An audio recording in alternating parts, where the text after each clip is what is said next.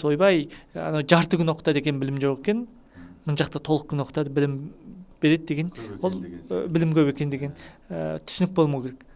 Жарты күн окутуудун өзүнүн философиясы бар. Калган жарты күн сенин өзүңнүн багытыңа тарбиелейт. Сенин калган күнүңдү өзүң кандай адам болууңду шеш. Атанаң шешсин деген сыяктуу. Ягни мемлекет эркиндик берип отур. Тура осы маселе да. Сондықтан катты әлсіз деп бағалауға келмейді. Сау сәлемет тұрдыңыздар ма, ардақты біздің ағайындар, Бұлар Жол Ашар ақпарат орталығының түсірілім алаңы алдарыңызда болсын бақыт Әлібұлы. Енді біздің елге келіп еңбек еткен егейлер деген тақырыппен түсіріп жатқан желілес сұхбат хабарымызды жақсы білесіздер. Бұндағы мақсатымыз осы елге келген тұлғалардың, әр кәсіп, әр саланың мамандарының еңбегін ұлықтау, сонымен бірге жас ұрпақты еңбек сүйгіштікке, отан сүйгіштікке баулу. Соның жүлгесімен бүгін біз арнаулы осы оқу ағарту төңірегіндегі ең қоламтал тақырыптың бірі болып тұрған оқу ағарту төңірегіндегі мәселелерге көбірек тоқталамыз. Әсіресе шеттегі қандастар осында келіп бала оқыту, оны қалай әкелу, нелерге дайындап әкелу, нелерді дайындап әкелу деген секілді жақтарында көп сұрақтарыңыз бар. Бұйырса соның әр саланың жаңа айтып жатырмыз, жетекші мамандармен сөйлетеміз деп сұрағымыз дәлелді болу үшін, шынайы болу үшін. Бүгінгі қонағымыз осы Қазбілім ұлттық мектебін құрушы, ағартушы, химия ғылымдарының докторы, кешегі Ыбырай Алтынсарин атамыздың ізімен жүріп жекелік мектеп құрып, қоғамның елдігін жүгін көтеріскен айтулы азаматымыз Аятжан Ахметжанұлы мырза. Ендеше сұхбатымыз созылып, әңгімеміз армен қарай кетіп жатса, сұхбатымызды бірнеше бөлікке бөліп салуымыз мүмкін. Біздің мына TikTokқа, Дойынға, Шпинқауға әрине тіркеліп алыңыздар. Ол шығарылымды қалт жібермей көруге сіздерге пайдалы. Алайеке бүгінгі осы оқу ағарту төңірегінде, әсіресе Қазақстандағы оқыту төңірегінде әңгімемізді армен қарай жалғаймыз. Енді әңгімемізді бастамас бұрын осы мынау таныстықтан бастасақ, өйткені біздің көріп отырған көрермен оқырмандардың көбі шеттегі қандастар, әсіресе жүйеде осы Қытайдағы қандастар көбірек көреді. Мүмкін енді осы жақта көбірек сұхбат беріп жүрсіз, біреу көріп біреу көрмейді. Енді біздің оқырмандардың бірінші рет көріп отырғандар болуы мүмкін. Сол үшін бірінші өзіңізден таныстықтан бастайық. Сіз қай жылдары, қайсы өңірден осы елге келдіңіз, қандай білім ордасын оқыдыңыз? Қайырлы күн баршаңызға. Онлайн жүздесіп отырған барша ағайынға дұғай сәлем. Мен 1986 жылы Қытай Халық Республикасы Іле Қазақ облысы Моңғолгүр ауданында туылғанмын. Моңғолгүр ауданының Ағаяз деген көркем табиғатты елді мекені бар. Сол Ағаяздың бауырында туған баламын. Сол Моңғолгүр ауданынан 12-ші сыныпты бітіріп, 2006 жылы Атажұртқа, Қазақстанға 20 жасымда келгенмін. Бір жыл Халықаралық Қазақ-Түрік университетінен дайындық курсын, содан кейін Еуразия ұлттық университетінде, Гумилев атындағы Еуразия ұлттық университетінде 9 жыл білім алдым. Яғни 4 жыл бакалавр, 2 жыл магистратура, 3 жыл докторлық оқып. Грантпен түсіп оқыдыңыз ба? Грантпен, шөуінде грантпен оқыдым. 2023 жылы химия ғылымдарының PhD докторы деген атағымды қорғап, қазір ғылым докторымын. Енді сіз мынау Қазбілім ұлттық мектебін аштыңыз, бұл қандай қажеттіліктен қай жылдар ашылды? Мен 2006 жылы келгенге 2011 жылы қаңтар айында мектепке мұғалім болып бардым. Мектепке мұғалім болып барғаннан кейін өте көп шұғылданғаным бұл пәндік олимпиада. Ол жақта енді зейін сынау дейміз. Пәндік олимпиадамен өте көп шұғылдандым. Халықаралық, республикалық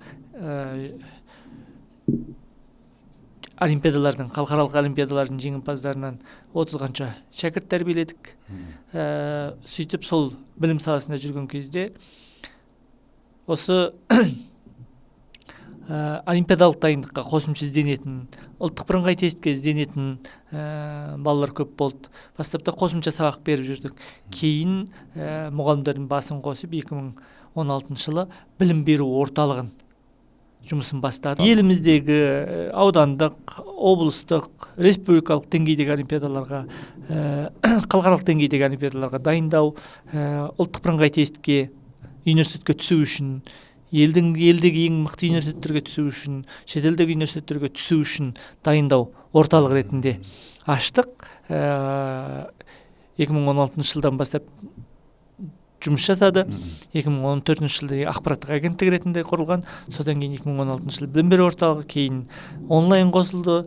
Сөйте дамып біз 2022 жылы алғашқы жеке мектептерімізді құра бастадық. Алғашқы жеке мектептеріміз ашылды. Қазіргі таңда сол Қазбілім ұлттық лицейлері, Қазбілім ұлттық мектептер желісі деген мектеппен 5 мектеп жұмыс жасап тұр. Неше облыста әзір? 5 өңірде 5 мектеп, 5 білім беру орталығы деген сияқты жұмыс жасап тұр. Қазіргі таңда 200-ден аса мұғалім еңбек етеді. Енді жеке мектеп құруға қандай дайындықтар керек? Оған енді жаңағы білім жүйесін түсінуден тыс қандай дайындықтар болу керек оған? Қиын ғой, ә? Жеке мектеп құру ол бір ауыз сөзбен айта салатын нәрсе емес. Ол жеке мектеп құрудың, ашудың жүйесі ол кемінде үлкен білімді қажет етеді. Ең алдымен үлкен қаржыны талап етеді. Бір мектепті ашуға кемінде 300-400 миллион теңге керек деген сияқты, ең аз болғанда. Ол мектептің сапасына байланысты кете береді. Яғни жоғары деңгейдегі мектеп ашқан кесе, жоғары деңгейде қаржы керек деген сияқты. Одан кейін кәсібилік, білім саласының заңдарын, нормаларын, талаптарын толық түсінетін болу керек. Ол да үлкен шаруа. Енді қазір Қазақстанда жеке мектептер қанша процентте? Жалпы қанша мектеп бар? Жалпы Қазақстанда 8000 мектеп бар. Оның 800-ге жуығы жеке меншік мектеп, 9-10% ұстайды. Қалған 7200-ден астамы мемлекеттік мектеп. Бірақ оқушы санына келетін болсақ, мемлекеттік мектептегі оқушы саны, жеке меншік мектептердегі оқушы саны 300 мыңнан ғана асады. Ал мемлекеттік мектептегі оқушы саны жалпы 4 миллионға жуықтайды. Сонымен оқушы санымен қарасаң, бір 6-7% бала жеке меншік мектепте оқиды. Енді сіздердің ашып отырған Қазбілім ұлттық мектебі қандай олқылықтарды толықтады? Біздің ашып отырған мектеп, енді біз бұрын білім беру орталығы болдық деп отырмын ғой. Бала таңертең мектепке барады, түстен кейін әртүрлі қосымша курстарға барады. Назарбаев мектебіне дайындалу үшін, Назарбаев университетіне дайындалу үшін, ұлттық бірыңғай тестке дайындалу үшін, бағанағы олимпиадаға дайындалу үшін әртүрлі курстарға барады. Біз сол мемлекеттік мектептегі берілетін негізгі біліммен қосымша курстарға барып алатын қосымша курсты біріктірдік. Одан тыс балалардың спорттық, өнер деген сияқты, дебат, шахмат, тоғызқұмалақ деген сияқты интеллектуалды сайыстарының басын қостық. Яғни бала бір жерден комплексті толық білім алу. Әр жерге шауып жүрмейді, қосымшаларға ата-анасы сүйреп жүрмейді, оған мүмкіндігі уақыты болмай қалады. Бір қалада, енді қалаларда, үлкен қалаларда бір жерден бір жерге тасып жүруде жұмыс. Сондықтан бәрін жүйелі бір жерде алсын деген мақсатпен осы толық күндік білімді жүзеге асырып жатырмыз. Сонда жан-жақтылы жетілген білім және тәрбие болсын, өнер болсын, жан-жақтылы жетілген біздің негізгі мектептің концепциясы, Қазбілім ұлттық мектептерінің концепциясы бұл сапалы білім, ұлттық тәрбие, бәсекеге қабілетті тұлға деп аталады. Яғни ошақтың 3 бұты. Бірі сапалы білім, ол дау жүрмейтін дүние. Екіншісі ұлттық тәрбие. Қазақы құндылықпен сусындаған, ұлтын сүйетін, елін жерін сүйетін ұлттық тәрбие беру. Үшіншісі бәсекеге қабілетті тұлға. Яғни бүгінгі ұрпақтың бойына не керек? Бүгінгі ұрпақ мына қазір бір ғана дүниені айтайын, жылына 100-деген мамандық жойылады. Қазіргі заманда 100-деген жаңа мамандықтар шығады. Мамандықтың жойылуымен жаңа мамандықтардың шығуы өте үлкен бір қалаймақан уақытқа тап келді. Бізде енді қоғам мамандық десе бір 100 мамандықты айтайтын шығар, бірақ жалпы енді мамандықтың категориясы әлемде 1000-нан асады ғой, мысалы. Қарапайым еден жуушыдан бастап үлкен халықаралық қатынастарға дейінгі мамандықтарда. Ал дәл осы тұрғыда балаға не керек? Бүгінгі бала өзінің атамға айтады ғой, өз құрбыңның алды бол деп. Өз құрбысының алды болу үшін не істеу керек? Қандай талаптарға? Сол үшін біз мысалы 9 сыныптан бастап айлысқа дайындық міндетті пән, математикалық сауаттылық, оқу сауаттылығы деген сияқты функционалдық ойлау бағытына, SIT бағытына, ойлау дағдыларының бағытына көбірек жұмыс жасаймыз. Сонымен бірге баланың болашақ мамандығын қалыптастыру бағытында көбірек жұмыс жасаймыз. Енді оңай емес, жаңағы осындай дүниеге қосымшасымен қосып, мынандай жоғары білімге дайындау деген. Енді айлық ақысы да қымбат емес шығар. Біздің енді көрермендер осы сұрақтың көбі осы болады. Енді кіргісі келеді. Әр қалада біздің мектептердің төлемі әртүрлі. Өйткені әр қалалардың тұтыну деңгейі әртүрлі, шығын әртүрлі деген сияқты. Сондықтан бізде Астанада 210 мың теңге айы. 210 мың. Қазіргі баға. Енді әр жылы белгілі бір деңгейде өзгеріп жатады, әр оқу жылында. Алматыда 175 мың теңге. Бір баланың айлық төлейтіні оқыту ақысы. Мысалы, Қарағандыда 150 мың теңге, Қостанайда, Қызылордада 80 мың теңге ай деген сияқты. Ол енді сол қаладағы мүмкіндіктерге байланысты жасалған баға. Оның ішінде нелер кіреді? Бағанағы негізгі сабағы кіреді, қосымша сабағы кіреді, кітаптары кіреді, түскі тамағы кіреді, және бағанағы университетке бағыттау, дайындау, жетектеу, кеңес беру барлық шаруалар кіреді. Жатақхана бар ма? Мысалы, Астана оқитын Алматы қаласында және Қостанай қаласында, екі қалада бізде жатақхана бар. Жатақхананың төлемі бөлек, ол айына 40 мың теңге, екі қалада да. Оған тек жатын орын және таңғы ас кіреді. Енді әр баланы жаңағы осындай қосымшалармен де қамтып жан-жақты тәрбиелеу керек деді ғой. Соны баланың бейіміне қарай тәрбиелеу керек пе? Жалпы беттік жаңағы ән болса әнге, тоғызқұмалақ дедік, жаңағы ағылшын тіл әр түрлі бейім ма, соның бәрін жалпы беттік тәрбиелейді. Ол баланың жас ерекшелігіне байланысты. 9 жыл 9 сыныпты бітіргенше бұл жалпы фундаменталды іргетас қалану керек. Кез келген бағыттың мысалы сен болашақ журналист болатын бала болсаң да, саған химияның, физиканың негізгі білімдері керек, ертең сауатсыз мақала жазбас үшін. Сондықтан 9 сынып бітіргенше базалық негізгі білім берілу керек. Ал 10-11 сыныпта біз өзіміз таза мамандықтың бағытымен алып кетеміз. Болашақ сен IT саласына барғың келе ме? Онда информатика, математика бағытына. Ал болашақта сен дәрігер болғың келе ме? Онда химия, биология бағытына деген сияқты нақты бағытпен. 10-11 сыныпта нақты бағытпен дайындалу керек. Бала өзінің алдына нақты мақсат қойып дайындалу керек деп ойлаймын. Дұрыс екен. Енді жалпы көп елдің сұрағының бірі, жаңағы үкіметтің өз арнаулы мектептері бар ғой, үкімет мектептері, ол тегін мектеп. Үкімет мектеп тегін. Тегін мектеп, ол жарым уақыт қана барады. Жарты күн ғана барады ғой бұл жерде. Түстен бұрын немесе түстен кейін. Енді соған барып тұрып, жеке мектепке неге барады? Осының ара жігі бір ашалап айтып беріңізші. Енді сол тегін мектепке бара бермей, бұл жеке мектептер неге құрылды, жеке мектепке неге береді деген секілді. Сонда бұл жерде білім беру жүйесіне жан оқсай ма, оқсамастық бар ма деген нәрсені көп түсіне бермеймін. Жалпы білім беруде тұлға тәрбиелеу ғой, енді білім берудің негізгі мақсаты тұлға тәрбиелеу.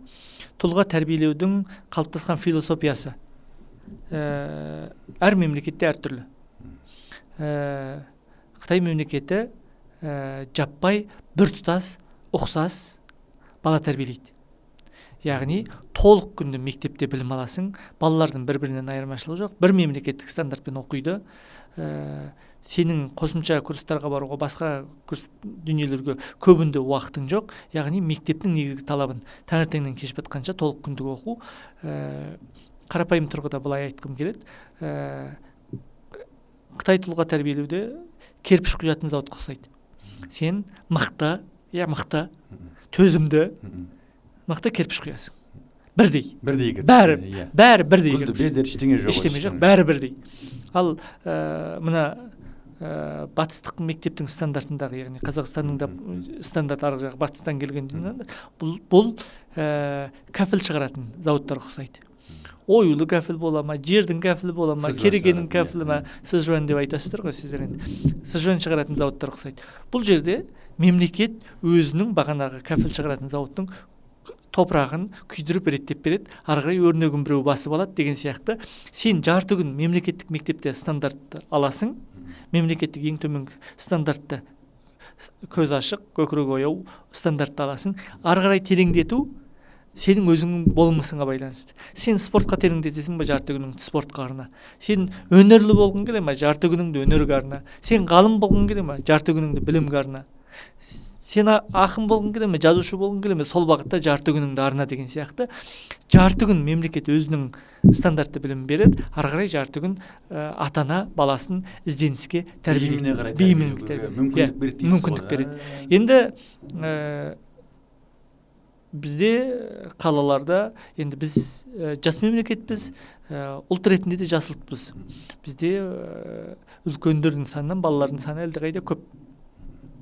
Сондықтан да қалаларда мектептен жетіспеушілік мәселесі бар. Соған байланысты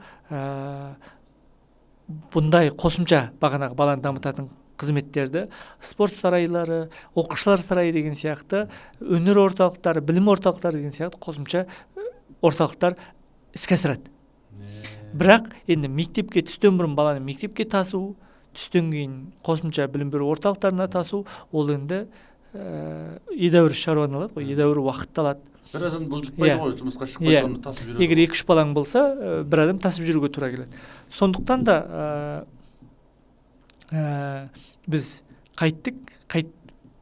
баланы ата-ана әр жерге тасып жүрмес үшін бәрін комплексті бір жерге жекеменшік мектептер жинақтадық.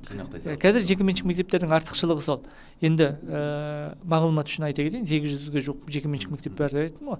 Біз енді біршама арзан мектептердің қатарына жатамыз. Ең қымбат мектептер ол жылдық оқу қаражаты 10 миллион, 15 миллионға дейін, 5-8 миллионға дейін баратын мектептер бар. Яғни айлық оқу қаражаты миллион теңгеден жоғары тұратын.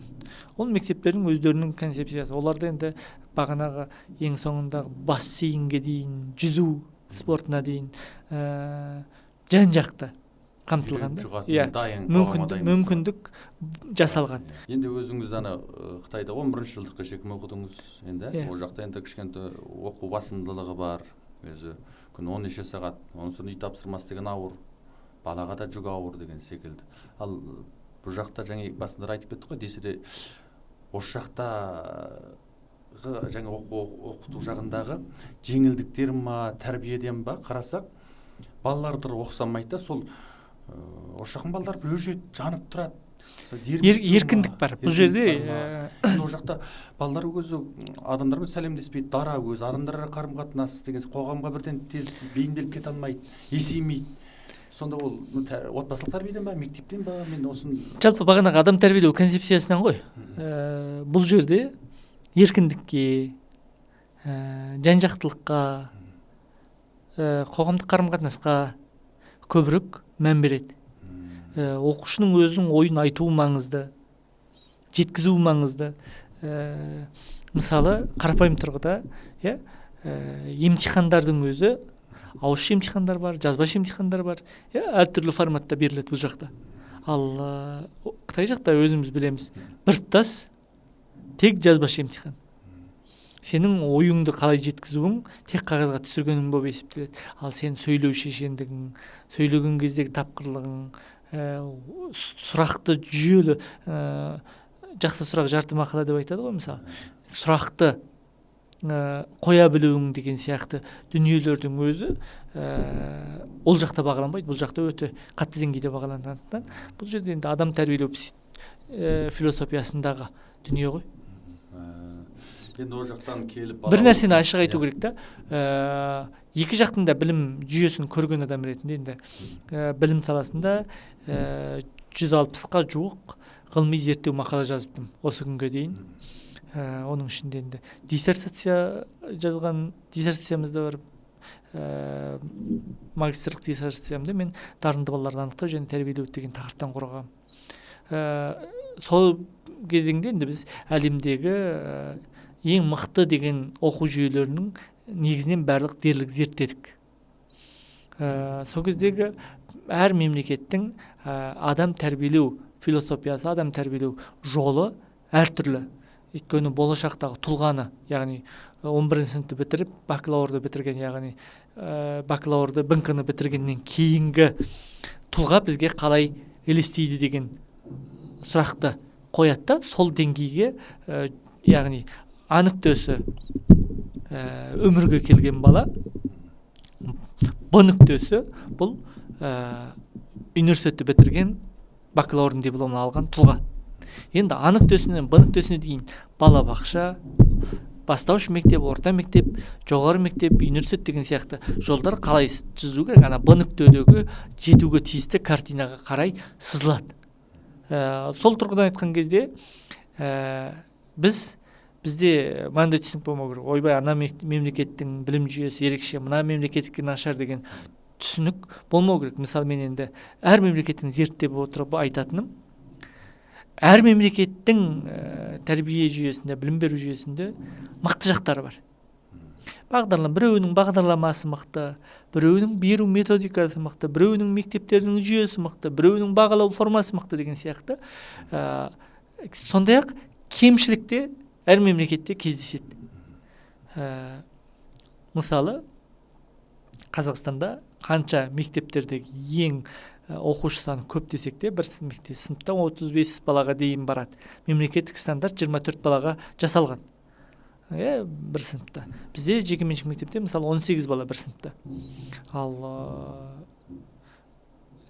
кейбір мемлекеттерде 50 бала отырады, ал кейбір мемлекетте 5 бала отыратын мемлекеттер бар бір сыныпта. Сондықтан бұл әр мемлекеттің өзінің ұстанымдары, артықшылығы бар, кемшілігі бар бәрінің. Сондықтан бір тұтас ойбай, жарты күн оқытады екен, білім жоқ екен, мына жақта толық күн оқытады, білім береді деген, ол білім көп екен деген түсінік болмау керек. Жарты күн оқытудың өзінің философиясы бар, қалған жарты күн сенің өзіңнің бағытыңа тәрбиеле.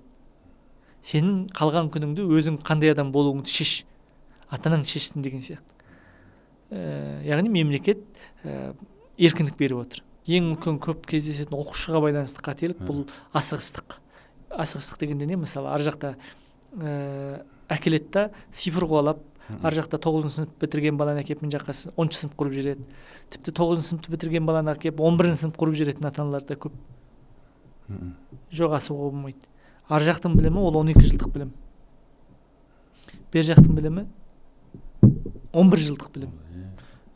Сол үшін міндетті түрде 6 сыныпқа келгенше бала болса, яғни ал жақта бастауыш жүйесін бітіргенше болатын болса, ол цифрмен, яғни 5-ші сыныпты бітірсе 6 сыныпқа келіп түсе беруге болады. Ал 6 сыныптан асып кеткен балалар болса, міндетті түрде өз сыныбына қайта түсу керек. Уақыт жоғалтпайды. 6 сыныпты өзі қайта оқу. 6 сынып бітірсе 7 сыныпқа түсе беруге болады. Енді біздің ар жақтан қандастарымыз келіп жатыр. Сіз соңғы уақыттарда балаларын осы жаққа келіп оқып жатқандар біршама мол. Енді осы жаққа келіп түсу үшін, мысалы 7-8 сыныптарда келіп жатқандар бар. Қандай құжаттарды ала келу керек осы жерге келіп түсу үшін, оның кейін осы жерге қандай құжаттар дайындау керек, ол жақтан қандай құжаттарды ала келу керек дейтін сұрақтарды көп сұрайды бізден. Не дайындап апарамыз деген секілді.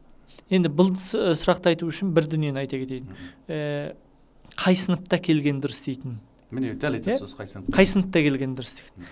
Мен айтам, баланы бір күн ерте әкелу балаға түсетін салмақты жеңілдетеді. Балаңа жаның ашымай ма? 11 сыныпты бірақ бітіртіп алып кел, 1 жыл қосымша оқып университетке түседі. Балаңа жаның аши ма? Онда 2 сыныпта, 1 сыныптан мектепке бармаған балаңды әкел. Қанша ерте келсе бала, соншалық тез бейімделеді, соншалық көп жетістікке жетуіне мүмкіндік бар. Сондықтан қазір кішкентай ғой, 9 сыныпты бітіргеннен кейін көрем, 11 сыныпты бітіргеннен кейін көрем деп қараудың өзі белгілі бір деңгейде қателік. Ал енді әкелгеннен кейін негізгі дүние, ең бірінші дүние, баланың паспорты және визасы. С9 дейді, оқушылық виза мен туысшылық виза мен келген дұрыс. Енді ол жақтан оқып жатқан мектебінен мәлім бір таныстыру, мынандай осы сыныпта оқиды деген секілді таныстырулар керек болған? Сосын бұл бірінші шарт, сосын екінші оқушының ар жақтағы нәтижелері. Енді мемлекет әртүрлі жерден әртүрлі не кылат. Кээ биреулер ошол жактан битиртип жатат ол нерсени. Енді шыны керек жалганды жасап жүретін адамдар да көп. Нәтижелері, яғни сен 5 сыныпты бітіріп келсең, 1-5 сыныптың арасындағы нәтижесі баланың.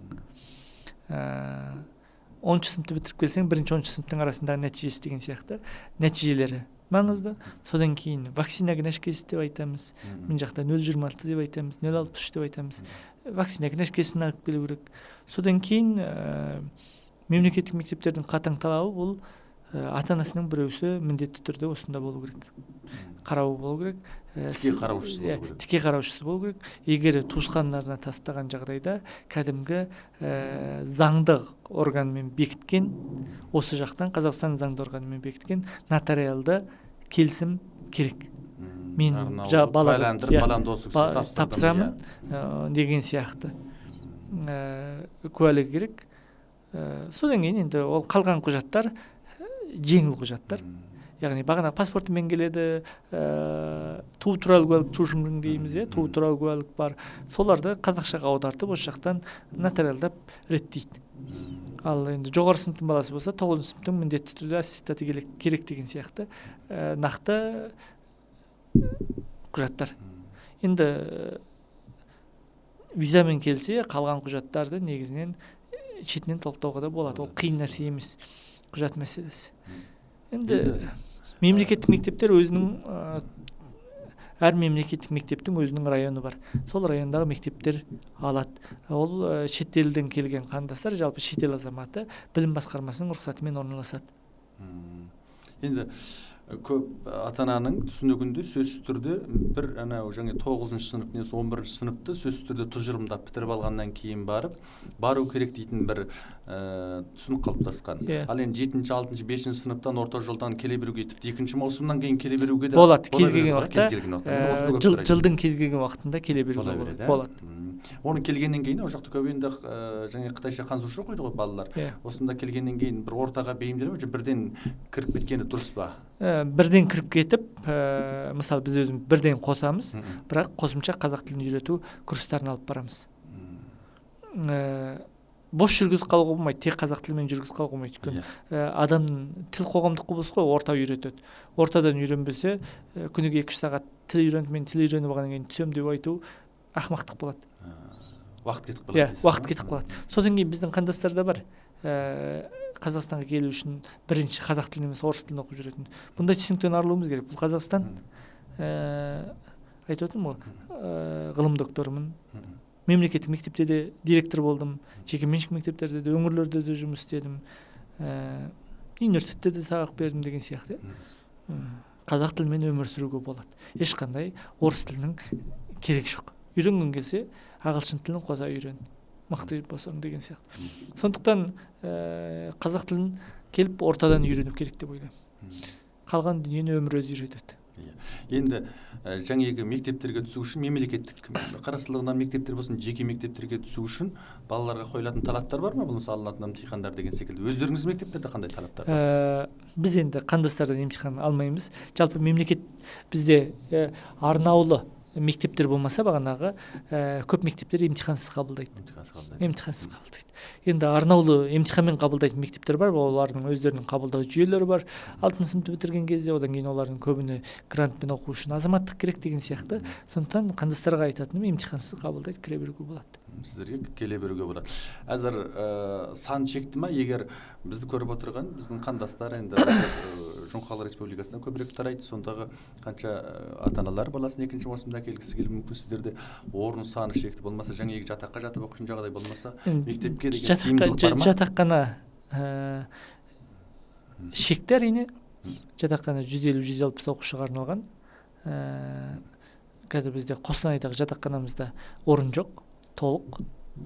Алматыдағы жатақханамызда 100-ден жуық орын бар. Келе беруге болады. Енді мектептің сыйымдылығы енді әр қалада әртүрлі, жеткілікті деп ойлаймын. Астанада 500 балаға арналған мектеп, Алматыда 500 балаға арналған мектеп енді жеткілікті сыйғызуға болады. Сіздер мектепте, бірақ енді біз шын айту керек, қандастармен жергілікті балалардын балансын сактоого тырышабыз. Экөөнүн ара салмагы болуу керек. Өйткөнү тек кандастардан куралып келсе, кытайча сүйлөп биригип кетет, ортага калыптаспай кетет. Сондуктан биз ара салмагын уставга тырышабыз. Ягни 30 кандастардын көлөмүн өзүбүз 30%дан асырмауга тырышабыз. Калган 70% осы жергиликтүү балдар болот. Дұрыс екен, иә. Сіздердің мектептеріңізде енді мынау шетелдік айгелі мектептерге болмаса осы мемлекет ішіндегі жоғары талабы жоғары мектептерге дайындайтын арнаулы орындар бар ма? Негізі соны дайындайды ғой? Иә, біз дайындаймыз. Егер 5-6 сыныптың баласы болса, Назарбаев зияткерлік мектебіне, білім инновация лицейіне, республикалық физика математика мектебіне деген сияқты дайындықты жүргіземіз өзіміз мектеппен бірге. Ал енді 9-11 сыныптан бастап, бағана айттым ғой, Назарбаев университеті, әлемдік ең мықты топ университеттер, Гарвард, MIT-ден бастап, қарапайым университеттерге дейін. Сонымен бірге Қазақстанның топ университеттеріне, бағанағы Назарбаев университеті, КБТУ, Қазақ-Британ университеті, Әл-Фараби, Еуразия, СДУ, МНУ деген сияқты университеттерге дайындап шығарамыз. Біздің енді әр жылы біздің басты мақтанатынымыз бұл біздің нәтижеміз. Салыстырма жоғарырақ барады сіздерде. Енді әр жылы 96-97% оқушымыз грантқа түсіп келе жатыр. Былтырғы жылдың өзінде мысалы 7 оқушымыз Назарбаев университетіне түссе, 10 оқушымыз, 9 оқушы, 10-шісі осы қыркүйекте түсті. Оқу жылы басталып кеткеннен кейін әлемдік топ университеттердің грантын жеңіп алды. Бір оқушымыз тіпті тек ақш-тың өзінде 9 университеттің грантын жеңді деген сияқты. Ол енді баланың мүмкіндігіне байланысты. Бізден оқыған қандастар балалар да бар. Қазір Назарбаев университетінде оқитын, қазір Англияда оқитын балалар да бар, қандастар. Бізден оқып сол жаққа оқуға түсіп кеткен. Енді Қазақстанда білім деңгейі жоғары университеттердің қайсылар бар? Мысалы, біз енді көбінде бірнешеуінің ғана атын біле береміз, ар жақта жүріп ақ. Қайсыған дайындалып, қайсысы болашақ, қайсысы білім деңгейі? Мамандығына байланысты. Мысалы, енді Қазақстандағы ол ешкім талас жүрмейтін нөмір 1-ші университет, ол Назарбаев университеті. Одан кейінгі университеттер ол мамандыққа байланысты. Мысалы, сіз қандай мамандықты оқисыз? Кей мамандықтар Әл-Фарабида мықты. Кей мамандықтар Сүлеймен Демирел атындағы СДУ деп айтамыз. Ол да мықты. Кей мамандықтар, техникалық мамандықтар КБТУ-да мықты, Қазақ-Британ университеті. Кей мамандықтар халықаралық қатынас сияқты, менеджмент сияқты мамандықтар ол Мақсұт Нәрікбаев атындағы университеті, яғни МНУ-да мықты деген сияқты. Кейбір педагогикалық мамандықтар Абай университетінде мықты. Әр мамандықтардың, мысалы, медицина оқыған кезде Аспандияровта, немесе Қарағандыда оқу керек. Ауыл шаруашылығы университеті болса, Сәкен Сейфуллин атындағы деген сияқты, агротехникалық университет деген сияқты, бұл мамандыққа байланысты оқитын дүниелер. Егер IT саласын оқыған кезде, Астана IT университеті, МАЮ сияқты мықты университеттер бар, нархоз сияқты мысалы. Бұл нақты мамандыққа байланысты айтылатын жер. Олардың шарттары әртүрлі ұқсамайды ғой, жоғары ғой. Ол жерге түсу үшін де, мысалы, кейбір мектептерде шеттегі қандастарға арнайы грант бөледі. Жалпы мемлекеттік грант, жалпы қандастарға грант бар. Әрбірінде бар ма? Бәрінде бар. Ол мемлекеттік жалпылық грантпен бөлінетін дүние. Қандастарға шыны керек біршама қолайлықтар жасалған. Мемлекеттік 4% квотасы берілген. Жақсы қамқорлықтан дұрыс игеруіміз керек. Бакалаврға, бұл яғни БНК-ге мүмкіндіктер жасалған. Енді сен магистратура оқыған кезде, яғни янжусындық оқыған кезде, докторлық оқыған кезде мемлекеттік грантпен оқу үшін міндетті түрде Қазақстан азаматтығын алуың керек. Етпесе мемлекеттік грант бермейді. Енді колледж оқу үшін біз енді ар жақта, мынау өзіміздің Қытайда жаңағы 9-шы сынып бітіргеннен кейін қазір кәсіби мектептерге жібереді әртүрлі өнер үйреніп шығу үшін. Ал осы жердің колледждар ғой сол. Оған да қандай шарттар бар? Ол колледж бізде біраз колледж саласы автономиялы, яғни әр колледждің өзінің жеке талаптары бар. Бағанағы университеттерде де бар. Ұлттық бірыңғай тесттің балы әр университет өзінде болу керек. Плюс кейбір университеттер мысалы қосымша айлс талап етеді деген сияқты. Ал колледж жүйесі толық автономияланған. Әр колледждің өзінің талабы бар. Сен мамандығыңа байланысты колледж іздеп, содан кейін барып, сол колледжға тапсырып түсесің. Колледж Жунжуан ғой, біздің айтып отырғанымыз. Бірден айту керек. колледжге де университетке де бала билиммен өзүнүң эмгектенүү менен түсүүгө болот. Оған бір таныс біліс іздеудің қажеті жоқ. Бізде алданып қалатын жағдайлар біздің қандастарда көп кездеседі. Сізде таныс біліс іздеп біреуге тиын тебен берем деп жүр. Тиын тебен берем деп. Содан кейін көп бейкәсіби адамдар. Мен 16 жылымды осы салаға арнап келе жатырмын. 16 жыл осы саланың ыстық суығымен айналысып келе жатырмын. Біз мысалы біраз нәрсені білеміз. Білмейтін әртүрлі делдалдық компанияларға, делдалдық адамдарға орнатын адамдар көп. Көп, иә. Ол өте күрделі деп ойлайды. Өйткені біздің өскен ортамыз сондай ғой, онда жерге бару, тамыр таныс, әке көке керек деген секілді нәрсе қалыптасып қалғанда, сол үшін де ол өте күрделі ойлаймыз. Әме жат ел жат жер деп ойлаймыз да, сонымен сөзсіз түрде біреу болу керек, біз жетектеп жүретін деген секілді. Иә. Енді біздің мына Қытайдан келетін қандастардың ортасында ортақ бір қателік қайсысы неге үнемі қайталанады? Сіздің алдыңызға көп келеді ғой. Енді ең үлкен көп кездесетін оқушыға байланысты қателік бұл асығыстық. Асығыстық дегенде не? Мысалы, ар жақта әкеледі да цифр қуалап, ар жақта 9 сынып бітірген баланы әкеп мен жаққа 10 сынып құрып жүреді. Тіпті 9 сыныпты бітірген баланы әкеп 11 сынып құрып жүретін ата-аналар да көп. Жоқ, асығуға болмайды. Ар жақтың білімі ол 12 жылдық білім. Бер жақтың білімі 11 жылдық білім. Сол үшін міндетті түрде егер 6 сыныпқа келгенше бала болса, яғни ар жақта бастауыш жүйесін бітіргенше болатын болса, ол цифрмен, яғни 5-ші сыныпты бітірсе 6 сыныпқа келіп түсе беруге болады. Ал 6 сыныптан асып кеткен балалар болса, міндетті түрде өз сыныбына қайта түсу керек. Уақыт жоғалтпайды. Біз қайтын 6 сыныпты өзі қайта 6 сынып бітірсе 7 сыныпқа түсе беруге болады. Сонда сол жағын бәрі асығып әшейін тезірек бітіруге асығады екен. Бір сынып болса алдыға жылжытып жібергісі келіп тұрады дейсіз ғой. Менсінбеу бар да, Қазақстан ой білім саты қош, оңай қойып жақта оқу. Бош жүреді ғой деген секілді. Бәрібір де базалық білім түбі шешеді. Ертең жұмыс істейтін кезде шешеді. Қазір оқуға түсіп алуға болатын шығар. Бірақ ертең жұмыс істейтін кезде көп нәрсе базалық білім шешеді. Бұл жерде енді шетелге шығып білім алу шарт жағдай біршама оңай, оңай. Оңай, жалпы шетелге шығу, ең алдымен шетелге шығу мәселесі оңай ғой. Сенде паспорт болатын болса, 80 мемлекетке визасыз кете бересің дейтін. Мысалы, Өзбекстанға барғың келе ме, Ресейге барғың келе ме, Түркияға барғың келе ме, сенен виза ешкім сұрамайды. Барып келе бер.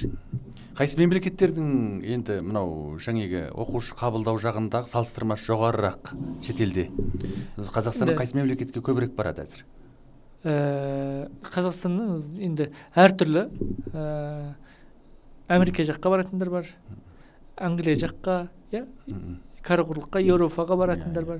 Сосын қазір шығыс оңтүстік Азияға баратын, яғни оңтүстік Корея, Сингапур, Жапония, Малайзия деген сияқтыларға баратын адамдар бар. Сосын енді көршілес мемлекеттерге Ресей сияқты, сонымен бірге түркі мемлекеттеріне Түркия сияқты мемлекеттерге баратын әртүрлі балалар бар. Жалпы жоғары оқу орнына түсу әлемде екі түрлі стандартпен қаралған. Бірі кей мемлекеттерде түсу оңай, бітіру қиын. Кей мемлекеттерде түсу қиын, бітіру жеңіл. Мысалы, Қазақстан Назарбаев университетінен басқасы, Назарбаев университеті тіпті түсу қиын. Бірақ түскеннен кейін әйтеу тырысып оқысаң бітіресің, бітірмей қалу деген жағдай өте сирек кездеседі. Бірақ түсу біршама күрделі. Ал Түркия сияқты мемлекеттерде түсу оңай. Бірақ бітіру қиын. Бітіргендердің, мысалы түскендердің 50%, 60% диплом алмай кетіп жатады. Тура сондай да. Мысалы бізде тек докторлықта солай. Докторлық түседі, бітіреді, бірақ диплом алмайды, қорғай алмайды. Енді сіздердің Қазы білім ұлттық мектебі енді 3-ші жыл ба? Биыл 4-ші жылы енді? Алғашқы мектептеріміз 4-ші оқу жылында оқып жатыр. 4-ші жыл болса, бұл енді іргесі ары қарай кеңейіп жоспарлары қалай? Неге бірден кеңейіп кете алмай жатыр? Қандай кедергілер бар?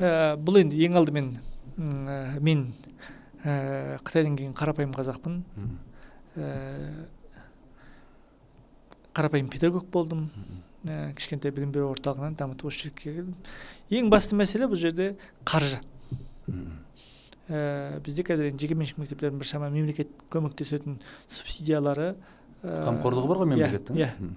Субсидиялары қазір соңғы жылдары убактылуу болуп жаткан жок. Сосын талап катаңдатып жатыр. Соған байланысты айтатыным накты эң үлкен чарба бизде каржы. Каржы маселе жетиспегенден кийин бул керегесин кеңейте алмай туруп атат. Үлкөйтө алмай отурмуз. Каржылык бюджетimiz биршама мүмкүндүктөр издеп жатырмыз.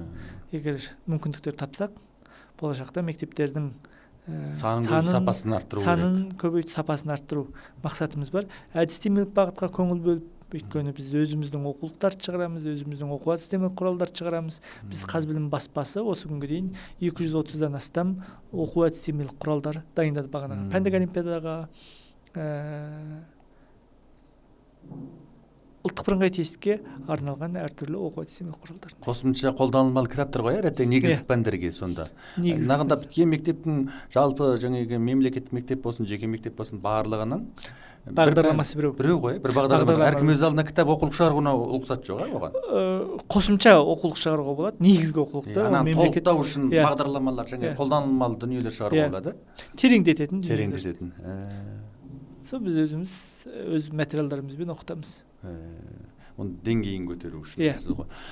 Сонда барлык каражат жаңы окуучулардын айлык үйрөнүүгө тапшырган акысынан осунун каражатын чыгарып отурган жагда мемлекет азыр негизинен камкорлугу биршама тапшырак болуп отургандан кийин көбөйүп кетет. Багана барлык жерден Астанадан да жатаккана сурайды. Онун баары бюджет кой. Энди мемлекеттен сырт бизде энди касипкер жомарт жигиттерде жок эмес. Енді бір қарасаң жоқ секілді, бір қарасаң бар секілді. Бар дейтініміз ақындар айтысын ма, көк бар ма, балуан ба, әйтеуір жиналыс ойын тойға келгенде машина тігіп сөйтіп жататын жомарттарды көресіз. Ал енді білмеймін, осы салаға келгенде бір ғылым техника саласы, мектеп болсын, ұрпақтың келешегіне, ұлттың болашағына қатысып жұмысқа келгеніңіз бізге неге осы немқұрайды қарайтынымызға мен себебін біле алмай жатырмын. Енді себебі сол бұл Ахаңның заманында айтылған дүние ғой. Ұлт ұстазы Ахмет Байтұрсынов айтады. Біз той деп шашылдық, өлім деп шашылдық, ас деп шашылдық, көкпар жиын той деп шашылдық. Біз өзі білім жарысы, білім додасы деп қашан шашыламыз деп күйеді білім жарысы дейтін мақалада. Сол 100 жылдың алдында сол дүние әлі себебі бағанағы жиын той, думан, спорт, ән, би деген дүниелер бір мезеттік көңіл күйді көтеретін дүниелер. Одан атақ шығару, енді демеу үшін атақ шығару жеңіл. Атақ бар, ол тез бірден атышық білді қойында. Өйткені бір танымал спортшы мысалы, немесе бір танымал әншінің демеушісі болсаң, сол танымал әншінің себебінен сен танылып кетесің. Ал білім ғылым бұл ондай шоу емес. Сондықтан сен демеуші болсаң танылмауың мүмкін. Сондықтан танымалдылыққа ұмтылған қауым аналарға қарсы салмайды деп ойлаймын. Сондықтан біз енді бағана кітап шығару мәселесіне, мектептерді дамыту мәселесіне өзіміз көп демеуші іздейміз. Бірақ осы күнге дейін демеуші таппай жүрміз. Демеуші болам дейтін адамдар болса, қуана-қуана. Тіпті біз солтүстікке де мектеп интернатын салу, яғни жатақты мектеп салу арманымыз болған. Өкінішке орындалған жоқ, өйткені бюджет жеткен жоқ. Бұйырса солтүстік жақты біз енді шеттегі қандастар солтүстікке көшіріп сол жерге шоғырлы орналастыруға жұмыс жасап жатырмыз ғой. Бұйырса бізді көріп отырған, бізді әр саланың адамдары көреді, көріп отырған осы кісілердің, атымтай жомарт кісілердің Алматы, Астана жақтағы мектептер болсын, кейбір қиыншылықтар көтеріп жүрген, тіпті солтүстікке мектеп салу жағы болсын, о жағына енді кәпірлеріне келіп жатса, жүйелеп ақылдаса жатармыз, ары қарай мүмкін хабарласып жатса. Енді неге жағына сол жаңағы кітап шығару жағында жетіспей жатқан кітап шығару жағына жетіспей жатсыздар ма? Неге жағына қарсы сол жағына керек па? Енді кітап шығару, бағанағы жатақханаларды кемелдендіру, лабораторияларды кемелдендіру деген сияқты жақтарға жетіспей жатады. Қазір мысалы бізде 9 кітабымыз баспада жатыр, демеуші жоқ, қаржы жоқ, қаржының тапшылығынан уақытында шықпай жатыр. Ол бірақ оқушыларға керекті дүние. Керек дүние жазылып, бүкіл редактордың, корректордың, дизайнердің қолынан өтіп баспада жатыр. Бірақ шығаруға қаржы таппай отырмыз. Бірақ алмақтың да салмағы бар дейді ғой. Егер жаңағы демеушілер шығып жатса, сіздер жақтан қандай ол кісілерге пайда жеткізіледі? Біз демеушінің талабына байланысты кітаптар шығарып, кейін сатылымға шығарғаннан кейін пайыз беруге де дайынбыз. Немесе демеушілік көрсетті деп атын жазып, бағанағы не қылуға дайынбыз. Ол демеушілер көрсетіп жатса, мысалы балалар оқитын болса, мектепке тегін оқытуға дайынбыз деген сияқты. Енді біз қолымыздан келген жасауға болады. Керемет дүние ғой, ол деген адамның құрмет қадір артатын дүние, ол деген ұлттың болашағына күйіну дейтін нәрсе. Ол үлкен жүректің, үлкен тереңдіктің белгісі. Ол соған бару дейтін нәрсе. Ол адам осал адам емес менше. Енді жаңа мектеп жағына қомақты қаржы қосып, мектептің санын көбейтейік, мектептің сапасын арттырайық деп жататын болса, мектептің мәлімдері пайыздық жаңағы жарнасын беруге болады ғой? Болады. Қаржы құям деп жатса, біз келген уақытта ашықпыз. 2-3 ғана шартымыз бар. Яғни мектептің концепциясына қол сұқпаса болды. Негізгі жоба бағытына. Мысалы, орыс сыныбын ашыңдар деген сияқты талап қоймаса, ал біздің қазіргі бағытты дамытуға, жан-жақты дамытуға кезген қаржыгермен басқамен жұмыс істеуге дайынбыз. Жақсы, керемет. Міне естіп отырған біздің ағаларымыз мықты, енді бағы жанып, сондай мерей тасып жүрген қаншама біздің кісілер бар. Осы Алматы төңірегінде бар, не бір 5-10 завод құрып отырған, әр салада мықты бағы жанып жүрген мысалы көптеген кісі берген шығар. Ал енді оны жаңағы ақсон қардай маңайына шашып жеп, осы ұлттың, ұрпақтың, мемлекеттің игілігіне жасайтын жігіттер болып жатса, біз әрине қуанамыз. Соған себепкер болғанымызға біз де әрине осы ортада мерейіміз тасып жатар. Болып жатса, Аятжан мырзаны іздесеңіздер болады, біз Винтке хабарлассаңыздар да болады. Өте керемет игілікті іс, бұйырса бізге соған танымыз жетпей жатқан, мүмкін үгітіміз жетпей жатқан шығар. Бар ғой ел ішінде әйтпесе, кейбір дүниелерін қайда, қалай игілікке жұмсағысы келіп жүретін, қандай бір сауапты дүниеге жұмсағысы келіп жүретін, қандай. Бұл енді өте үлкен сауапты жұмыс. Біз қазір білім беруді мемлекеттің мойнына артып қоятын кезеңде емеспіз. Кешегі Ыбырай Алтынсаринде де Мамания мектебі дейміз, Жаңғырхан мектептерінің ешқайсында мемлекет немесе ең алдымен сол ұлт зиялыларының еңбегі ғой, сол үрдіс жалғасу керек. Оны да сол жаңағы жекелер қаржыландырды ғой, иә? Тәжірибе содан келген ғой енді. Ол жерде енді басты дүние бұл болашақтың шаруасы. Мемлекет жас мемлекет. Санымыз небәрі 20 миллион халықпыз. Сондықтан бұл жерде әрбір бала білімді болуға, әрбір азамат күш салу керек деп ойлаймын. Біз елімізді шынайы бәсекеге қабілет ететін болсақ, онда әрбір баламыз ғылым, техникамен, біліммен сусындау керек. Соған шарт жағдайда ол мемлекет жасасын деп жатып алуға келмейді. Өйткені біз абайды айтады ғой, сенде бір кірпіш дүниеге кетігін тапта барғалан деп. Бізде кетік көп, өте көп. Біз мың жақтағы миллиардпен, мың жақтағы миллиондармен, 100 миллиондармен бәсекелесіп жұмыс істеуіміз керек. Сондықтан біз бір адам 10 адамның жұмысын істейтіндей, 10 адамның білімін игеретіндей мүмкіндікке жетуіміз керек. Сосын тырысымыз керек. Ол үшін әрбіріміз керек болса, бірлікте кезген жұмыс істеуіміз керек. Керемет. Міне өзіңіздей жігіттердің, бізде мақтанамыз, өзіміздің шеттен келген қандасымыздың, отанымыздың, еліміздің дамуына осындай керемет үлестер қосып жатқанына сырттай сүйініп мақтанып отырамыз. Оны көріп отырған біздің көрермендерде бір желпініп қалады, жаман шапандарына сыймай бұйырса. Керемет, осындай жігіттер көп болсын, көтерісіп жүрген, сырттай сынап мінеп отырғанша мен де айтам, жас мемлекетпіз, соны мінеп сынап екі бүйірін таянып сыртынан мен сын айтып отырғанша көп жүгін көтерсеңші, айналып көтере алмай білмей жетмеген, сен енді тура жол нұсқасаң көтере алмай жүрген жүгін көтерсеңші, жас мемлекет қой, тіпті қара шаңырағың ғой, әкеңнің үйі ғой, әрбірінің өсің, оны неге үйтіп отырсың деген секілді. Сол үшін біз мінеп сынаудан аулақ өзіміз қойған шыққанменен солай істеу керек деймін. Міне осы өз саласының білгірлері істеу керек осы жұмысты. Оны енді жаңағы қаншама уақыт тәжірибеден өттіңіз, докторлық қорғап осы салада, білім саласында. Енді оны сол білетін адам мектеп ашу дейтін нәрсе, оның методикасы бөлек дүние оның. Өйткені ондағы бір кемдіктерді біліп тұрған шығар, мүмкін соны толықтап жатқан шығар деген секілді. Ал енді осыған үн қосып, сол біліп тұрған азаматты бір көтеріп жіберген ай дейміз. Бұйырса, оған да мүмкіндіктер болар. Біздері қаншама ел ішкеніш қой, қаншама азаматтарымыз жүр осы елім, жерім көркейсе екен, гүлденсе екен, ұрпағымыз мықты болса екен, ұлағатты болса екен деп жүрген. Мысалы, Израиль секілді чөкімдей мемлекет қазір айтып отыр маңайына. Израильдердің сол еврейлердің бұндай тірлікке атсалысуы сұмдық қой. Керемет. Бұл еврейлер де бар, кәрістер де бар. Әлемде жүрген кәрістер Кореяның дамуына қаншама қаржы құяды. Бізде де тура сол да. Бұл жерде менің жеке басым шаруасы емес маған.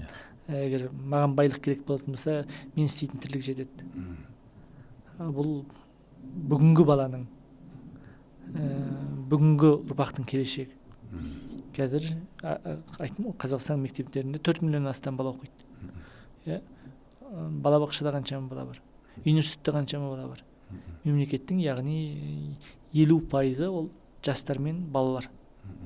Ол соларға дұрыс білім беру, дұрыс контент жасау. Дұрыс тұлға болып қалыптасу, еліне еңбек ету, ол маңызды. Маңызды дүние. Әзірден бастап атсалысу керек. Кешігіп қаламыз, кейін көреміз деген келмейтін болып тұр. Байып алғаннан соң келеміз деген. Жоқ, келмейді. Уақыт күттірмейтін дүние. Уақыт күттірмейді. Да? Бір кішкентай шаруа болса да, 1000 теңгеміз болса да, осыған салып жасап қалу керек болып жасап қалу деген бай дер шағында. Өзің жасай алмасаң, жасайтындарға көмектес. Басты шаруа. Жақсы, біздің ардақты аяулы көрермендер, осы біздің шығарып отырған шығарылымыз әрине сіздерге арналады. Сіздердің көңілдеріңізде жүрген сұраққа жауап табуға әр саланың жетекші мамандармен, білгірлермен сұхбат жасау дегенне, ол сауатты болу үшін, сұрағымыздың шынайы болу үшін, мынау жауаптарымыздың, біздің беріп жатқан мәліметтеріміздің шынайы болу үшін сіздерге әр саланың білгірлерін шақырып сұхбат жасап отырмыз. Қаншаларыңыздың көкейлеріңізде жүрген сұрақтарға жауап табу үшін. Сол үшін бұны көп адам игілігін көру үшін жалғап таратыңыздар, біздің каналға тіркеліңіздер. Біздің бүгін қонақта болған өз алдына мектеп ашып, Қазбілім деген шеттен келсе жаңа тағы да айтып жатырмыз, қандасымыз еліне есе қосып үлкен еңбек сіңіріп жатқан әрбір шетте қандастар осылай келіп, мына елдің жүгін көтерісіп, шаңырағын көтерісіп, іргесін кеңейтуге жұмыс жасауымыз керек. Сол үшін міне Аятжандай жігіттермен біз мақтанамыз, қолдан келсе қайырын жасап, осы жүгін көтерісуге, істеп жатқан тірлігіне бір жәрдемімізді жасауға тырысайық. Сау саламет болыңыздар. Тағы да жақсы хабарлар болса, алдарымызда үшіншілік хабарларды өздеріңізбенен бөлісеміз. Сонымен бірге сұрақтарыңыз болса астына жаза кетіңіздер. Осы оқу ағарту саласында басқа да қандай дүниелерді білгілеріңіз келеді, бұйырса алдағы жерде Аятжан мырзаны тағы да шақырып сол сұрақтарға жауап беруге ұсыныс етеміз. Өйткені сіздердің сұрақтарыңыз бізге іздену жолы. Рахмет, сау саламет.